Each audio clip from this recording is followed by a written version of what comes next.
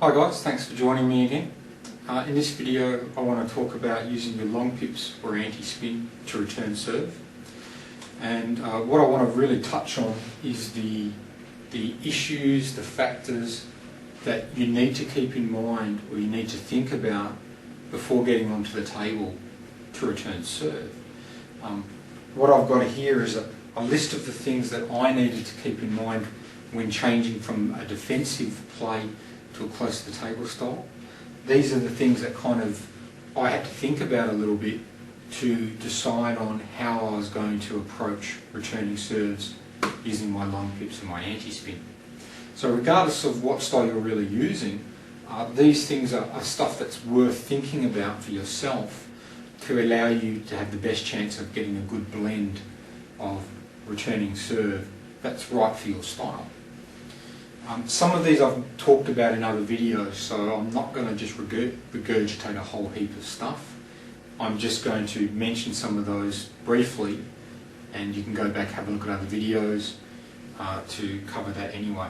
So we'll stick to basically new stuff as much as I can. So in returning with your long pips or returning with your anti-spin, there is a lot of things to keep in mind that's worth thinking about before you actually get on a table.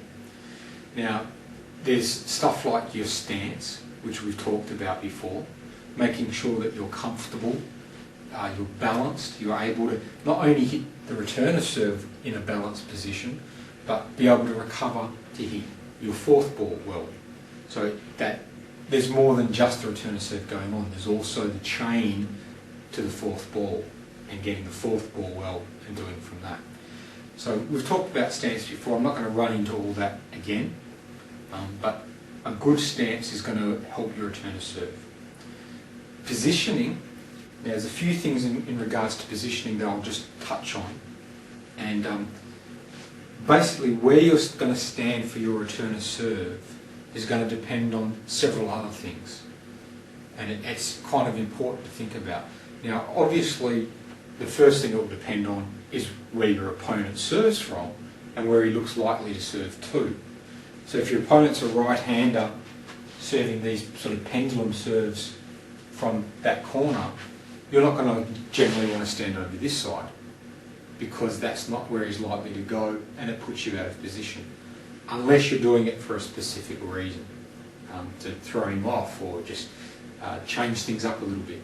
Okay? But in general what we're doing is we're saying, well, where the opponent serves from is going to vary where I stand a little bit. What my opponent serves are like, whether he has good serves or short serves or long serves, whether he favours down the line serves or cross court or into your elbow, all of those things are going to have an impact on where you want to stand. Okay, so that's important. It's stuff to keep in mind, and that will vary again from opponent to opponent. Even something as simple as whether your opponent's right or left-handed is going to have an impact. Okay. Now, other things that are also going to have an impact on it is stuff like, in terms of returning your serve, is how far back should you be? Now, I recommend at the moment, I think that what I find better for me now is rather than standing at the depth where I'm comfortable to hit a long serve and then coming in for a short serve, that I don't like so much because there are occasions when I'll come in for the short serve and he'll serve long and I have to come back, and I don't want to have to come in and then push back. What I prefer these days is actually to stand a little bit deeper and move in as the serve's coming, so that if the serve is long I just stop and play. If the serve is short I keep coming. So that if the ball is short, I'm already moving and I just keep going. So my momentum is still there. And if it's long, I can just stop. That suits, I think, better than standing here waiting, so that if it's long, I play, and if it's short, I have to now start moving to get in. I'd rather be moving already. I think that's a better way to go. So that's regardless of inverted or long pips, I still think that generally works better. But other things that are going to affect your positioning are going to be stuff like your attitude to returning serve. Do you want to play aggressively? Do you want to play defensively? Or do you want to play each ball on its merits? And if it's a bad serve, play aggressively. A good serve, play defensively. Depending on what attitude you take, that will also affect your positioning a little bit. It will also depend on, are you looking to be aggressive with the long pips and the ante? Are you looking to do that as much as possible, possibly even if the ball's over to your inverted side, coming over this side a little bit, assuming you're using inverted on the forehand. Because if that's the case, you may want to stand further, come over, so that you cover more with the long pips or anti-spin. Now, is that a good idea or not? It depends. It depends on, it's not as black and white as sometimes people say. It depends on how good your inverted return of serve is. It depends on what kind of spins come in, what you're comfortable against. It depends on how good your opponent is against your pimple return of serves. It depends on how good your return of serves with them are. All of these things will go into whether this is a good idea or a bad idea. So you can't always just say, hey look, if the ball is here, never come over. Because sometimes it is a good idea to do it, depending on what else is going on in the match. But you should have a rough idea of against who you're playing and what you want to do with that. Also, in regards to positioning for your return to serve, what strokes are available? What strokes can you use? Both with your inverted side and your long pip or anti-spin side. This will affect your positioning to a certain extent. As an example, to just give a quick example, I guess, as a defender, my only real return with the long pips was the push. I never really did anything much else with it. What that meant is that if the ball came to my long pips, there was really only one return I was using, not a lot of variation. That meant that I really preferred to cover either twiddle, so that I could use my inverted side, or cover more with this side to give me more variation, the flick, or the push, or the loop. I didn't do a lot of other stuff. I certainly didn't flick with them. I didn't roll with them very much either as a defender. So I actually stood a little bit further to this side to cut down the amount of table my opponent had to get at my long pips. Simply because I had more variation with the inverted side, and occasionally I would twiddle just to break things up. Now, playing close to the table, I'm adding other strokes to my repertoire with my long pips or anti-spin. I now want to, if the ball is long, I want to roll more often, or hit the ball, as a brushing motion. If the ball is short, I want to flick more often. Because I'm adding that in, and I want to be aggressive with that, I'm also thinking that I no longer need to cut down how much backhand side I give him. I'm quite happy to come a bit further over, and if the ball is here, I will play that shot.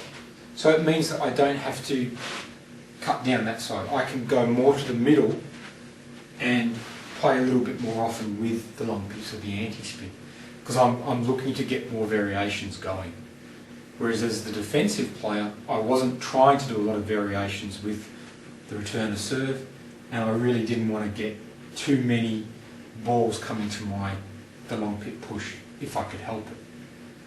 So again, different circumstances change where I wanted to go.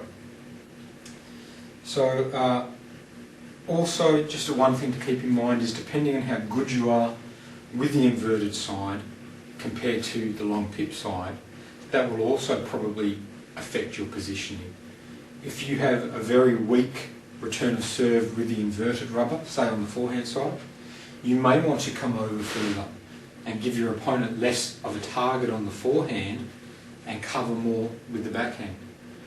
To an extreme, if it's very weak and you're having a lot of problems with your opponent's return of serve, you may actually want to stand more in the middle and cover everything with the long pips or the anti-spin, just so you can get the ball back. Now, would I recommend that as high level play? No, I wouldn't. But on the day against a particular opponent, if you're looking to win the match, that may be what you need to do in that game, against that particular opponent, just so that you can get the ball back into play and start playing. So it may not be a successful long-term strategy that you want to train up for as something you'll use all the time, but under specific circumstances, if someone is just killing you on this side and you just cannot get the ball back with the inverted, then by all means change it up, take it with that side, get the ball back, get into play, just get in the match. So that will affect your positioning where you'll stand as well. You may then decide just to stand here, step, come further over. And that's fine. You do what you have to do to win that match. Then in training, try and fix up your weaknesses. Okay, those are just basic things talking about positioning and where you're going to stand for the return of serve. Now there's a lot of other things that I just want to talk about as well, such as firstly, for combination back players such as ourselves, do we twiddle? And if so, when? Now I will twiddle during a match. I will quite often twiddle at 3 different times for differing reasons. The first time that I'll quite often twiddle is when my opponent's actually in the middle of the serve return. I will twiddle at that point. It's not the middle of the serve. As my opponent's in the middle of his service motion, I will twiddle there. And what I will do is I will twiddle above the table to make it clear to my opponent that I'm twiddling around. Sometimes I will twiddle once and just swap sides. Sometimes I'll twiddle twice. But the idea behind this is while he's serving, thinking about serving, I want him also to be clearly aware that my bat is possibly changing sides. And that will hopefully distract him a little bit from his serve, make the serve not as good, and get him thinking about which side am I using, or I might even make him change the serve, which would be good as well, and throw him off enough that he goes with a different serve, which will hopefully make it not so great. And if I can fool him as well with a double twiddle every now and again about what side I'm using, even better. But the point is, I make it obvious so that he picks it up and he's worrying about the twiddling rather than serving. Okay, so that's one use for a twiddle. When I will sometimes, when I want to be more sneaky and I don't want him to know that I'm twiddling, so that hopefully I can come up and use the shot without him realising I've twiddled, then the bat will be below the table. And at that point I'll quite often be twiddling a lot, or I'll stand there and I will actually do nothing until I think he's so busy with his serve return that he hopefully won't notice it. Sometimes I'll even, as I'm coming to the table and coming down, twiddle there so that he doesn't see me. I just come down and I've already twiddled. So now he won't see me move for the rest of the time.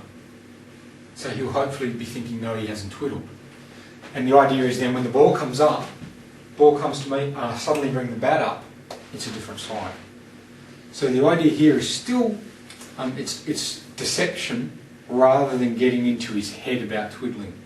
I don't want him to know that I've twiddled until the bat comes above the table and it's suddenly the other way around. Okay? That's a slightly different method of, doing your twiddling.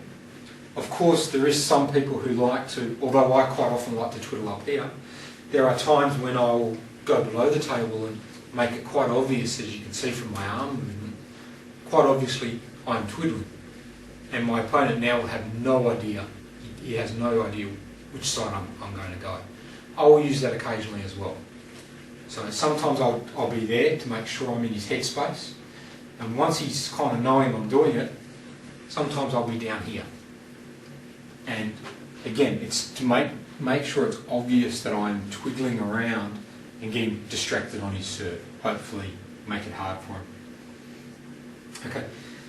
The final time that I'll twiddle during a serve is usually after he's hit it, so that it's too late for him to change where the ball's going, and it's coming to me, and now I will twiddle to take the ball.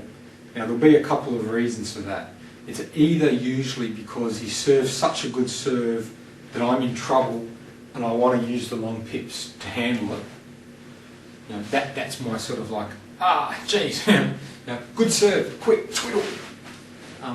So it's kind of like the desperation move. Or it's because I think the serve can be exploited, or I can change things up, and I'm looking to get an advantage by either, say, twiddling to the long pips on the forehand, to maybe cut the ball, die the ball off, take advantage of some side spin and wobble it, or perhaps twiddle to my inverted and tee off on a backhand. So it's either a very defensive, oh geez, I've been caught, get the long pips on it, or get the anti-spin on it, or it's more of an aggressive, let's change up with the long pips here or the anti-spin on my forehand to give him something different and be aggressive with it, or twiddle to this red side to the inverted side and try and get a good flick or a good attack in off the backhand. So those are the twiddling. Now you can use all of those techniques, or you can use none of those techniques. It's perfectly okay. But the reasoning behind, the thinking behind this is basically that as you master twiddling, once you get the hang of it, the mechanics, I guess, is what I'm talking about. Once you can comfortably twiddle kind of 99 times out of 100 without any problems of getting your bat in the wrong position, then when you get to that stage, twiddling becomes, instead of a thing to concentrate on, the twiddling becomes automatic, and it's now a tactical decision.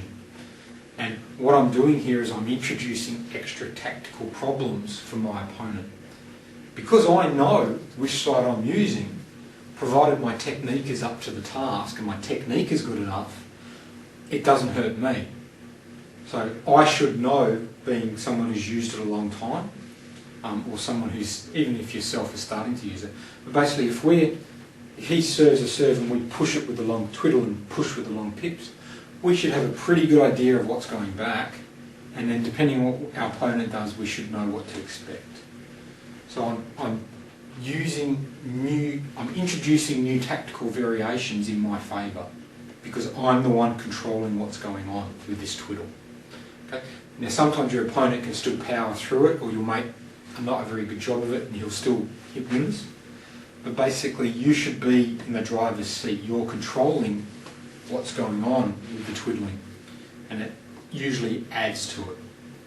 Especially, well, if you're not twiddling, if you're always using the same sides, then your opponent always knows if he goes to this side he'll get that sort of return, this side that sort of return, and you're limiting your options that are easy to take advantage of by introducing a few twiddles. But that's something I've kept in mind, is that now as a more up-to-the-table player, I'm twiddling more often on my return of serve to bring in hopefully more hesitation from my opponent and allow me more chances to set up my own attack. Hiding the bat I've talked about a little bit. Ball placement. I'll talk about ball placement in a second, but I'm going to talk about that in regards to beginning, intermediate, advanced and elite ball placement. So I'll come back to that. Recovery. Yeah. Now, when we're talking about long pips and we're talking about recovery, and this is the same for the inverted side really, recovery is not just a matter of basically hitting the ball and recovering to a comfortable position. It's hitting the ball somewhere on your return of serve and now recovering to the right spot, facing the right way, so that you're maximising your chances for the next ball, whatever that may be. So for someone like myself who now wants to play forehand loops, will play the chop block and some rolls here and occasionally attack, I want to return and recover so that anything roughly here can be attacked, anything here, if it comes at me hard, I'll chop block. If it comes at me soft, I'll roll or fast push and look to set up my forehand. So I have to recover. I can't hit a ball and recover to cover everything with my long pips. That's not a successful strategy for the style of play that I want to play. Whereas if I was somebody who actually wants to use my long pips to frustrate my opponent, to slow the game down, and then occasionally whack the ball away with my smooth side, I would recover to a different location. I would hit my return and I would recover so that I can cover a lot of the table with my long pip side. So recovery for the next shot means being aware of what you want to do with your fourth ball and trying to recover so that you're in a place to make that happen. So you need to be aware of that. As a defender, I would be pushing and going back, and I wanted to be in a position where I could cover both forehand and backhand wings, cover the power ball. So although I'd probably be roughly the same angle, I would be a lot deeper in my recovery position than I am now. Whereas now I want to actually be closer to the table to hopefully be top spinning on the forehand, chop blocking, fast pushing, or rolling with the long pips on the backhand most of the time. So be aware of that as well. Okay, now what all of this kind of revolves around, all of these other factors, they revolve, I guess, to a certain extent about what level you are, whether you're at the beginning level, intermediate, advanced, or even say the elite advanced. And it's not as simple as it's this or that. There is a degree of blending as you move up between levels. But what I'm talking about here, to try and give an example, is that, say, if you're a beginner, a table tennis beginner, quite often as a table tennis beginner, when you're not that great at returning serve or reading spin, the safest place to sort of go is to aim at where this yellow towel is. This is your kind of your safety zone. And it's basically just a yellow towel. Now you can't see that quite so well. I'm just going to zoom back a bit.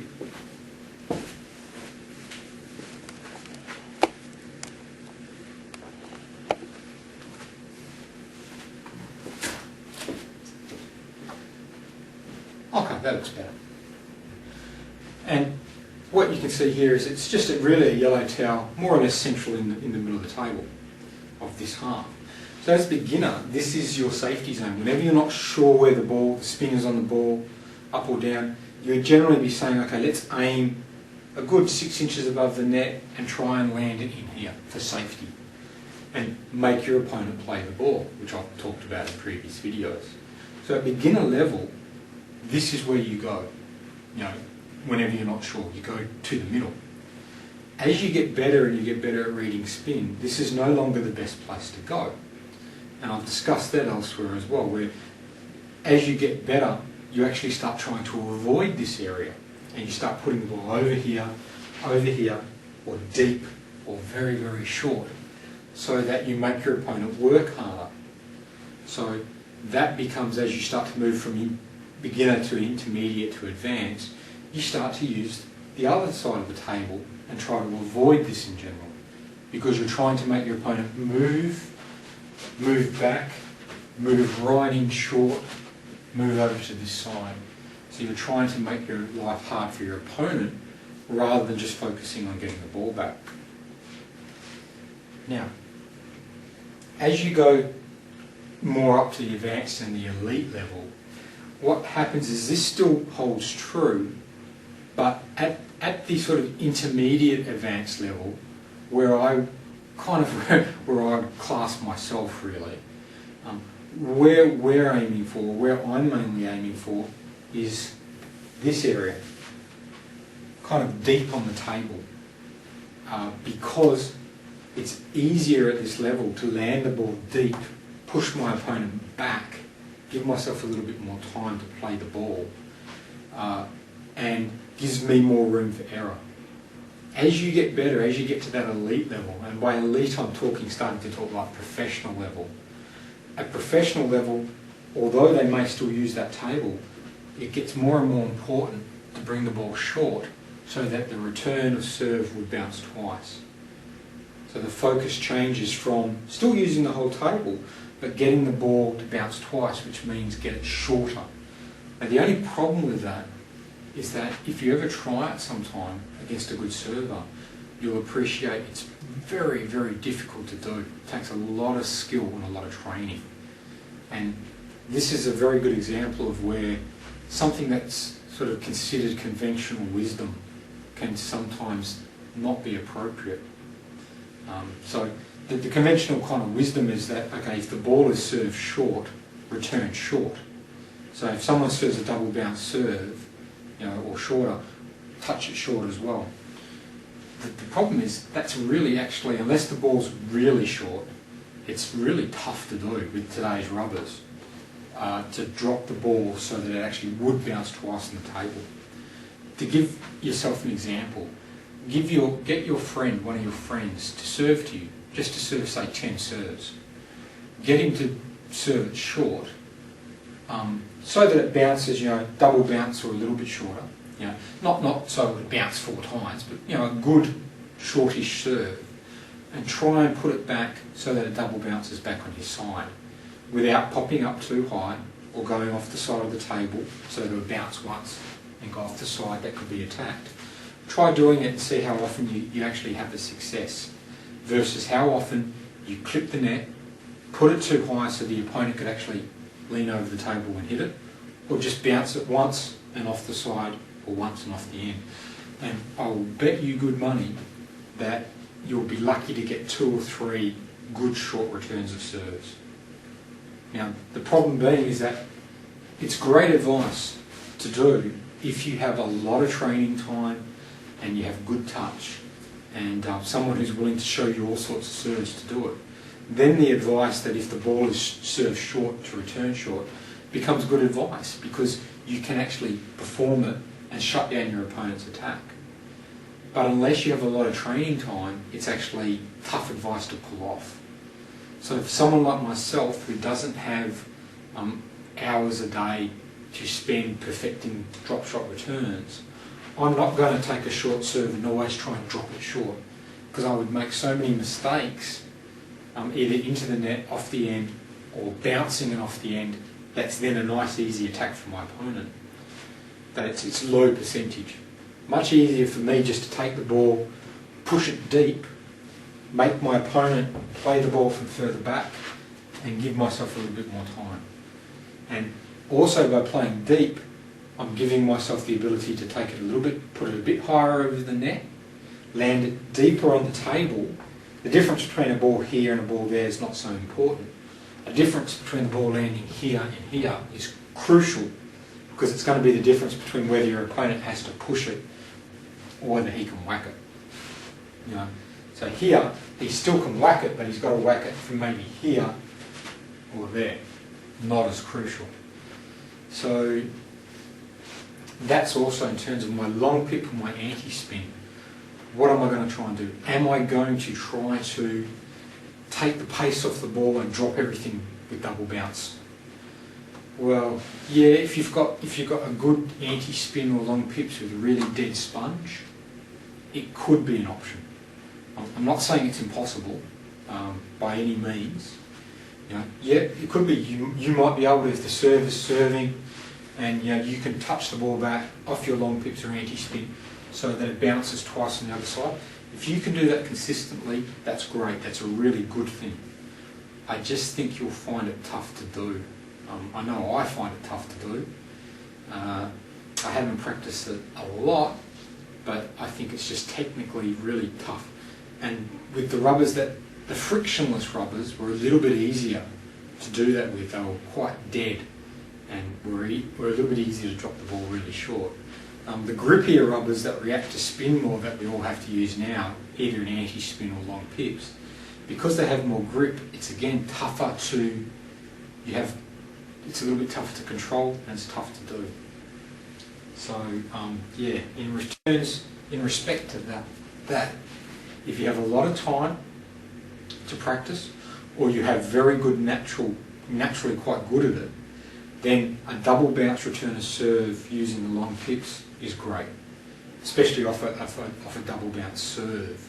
If you can do that, terrific. But for the rest of us, I would say pushing deep, or rolling the ball, flicking the ball deep, making your opponent play from further back is going to give you more chance, because you'll make less mistakes.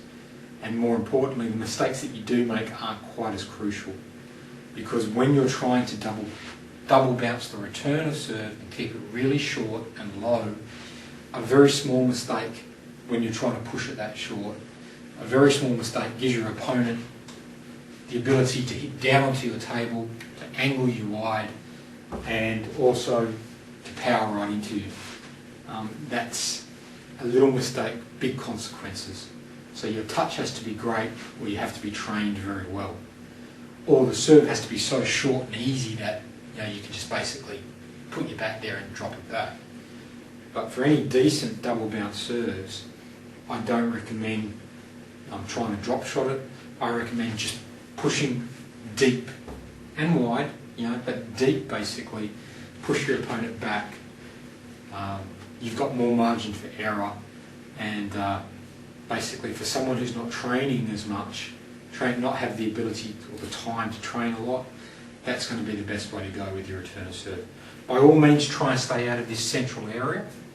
As your return of serve gets better, try and stay out of there, but go deep to the ends, go wide to the sidelines, but stay out of the middle, because that's where it's basically going to be. Every time you make a small mistake when you're returning short, you're going to end up in the middle, and the opponent's going to basically be hitting the ball from over the table at you, and forget about it. Against a good opponent, you're going to lose a lot of points. So, just going to recap that. Let's just basically recap what we're talking about with long pip service return. What we're looking at in terms of our long pip service return, or our anti-spin service return, is it's not as a clear black and white, do this or don't do that.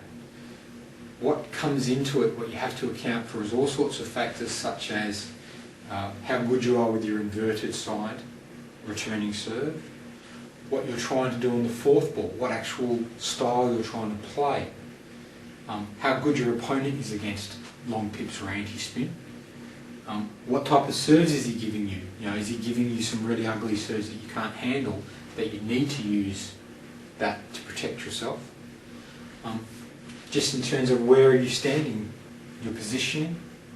You can also keep in mind, do you want to twiddle, and if so, when?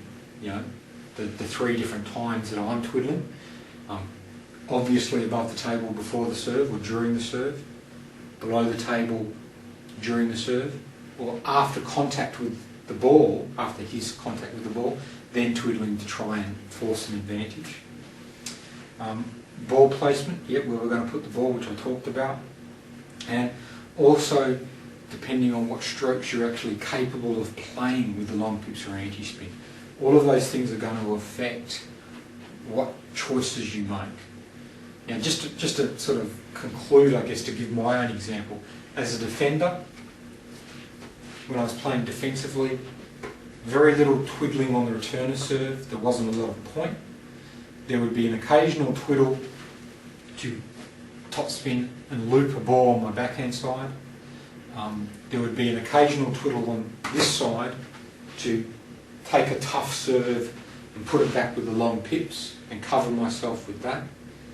There was really no twiddling to flick with my backhand. I didn't have that shot, I didn't really need it. So I didn't twiddle a lot. Generally, my bat was above the table, unless I wanted to try and get in my opponent's head a little bit. And occasionally I would twiddle after he's made contact with the ball to try and be deceptive. And my long pip or anti-side was generally defensive. It was to control the ball, allow me to put it in positions that would let my opponent attack but not well, and go back. Whereas now, as an attacking close to the table player, I want to give instead of my opponent a very small target, I'm quite happy to give him this much of the table with my long pips. I want to use them in an aggressive manner. So if the ball is long, I'm going to occasionally roll or hit. If the ball is short, I'm going to occasionally flick as well as push. I'm going to go deep. Not a lot of little drop shots unless it's a very bad serve and very easy to do. So I'm going to go deep and recover so that if the ball comes at my backhand off an attack, I will block or maybe roll. If the ball comes to my forehand, I will either block or, if it's not so good, counter loop.